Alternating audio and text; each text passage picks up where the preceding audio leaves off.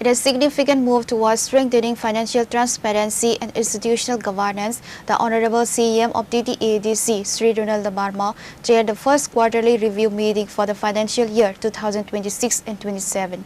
The high-level meeting, held at the TTAADC Headquarters in Khumulwng, served as a crucial platform to review fiscal management and audit procedures between the Autonomous Council and the Principal Accountant General, Tripura. The session saw active participation from top-tier administration and audit leadership, highlighting the importance placed on robust financial oversight.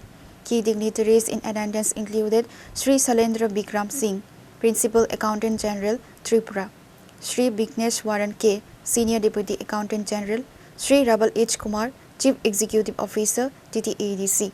A number of other senior departmental heads and concerned officials from Board Council and the Audit Department were also present to facilitate the detailed review. This quarterly interaction marks a proactive approach by the current TTAADC leadership to ensure that public funds are utilized with maximum efficiency and absolute transparency, paving the way for smoother governance and expedited development in the region.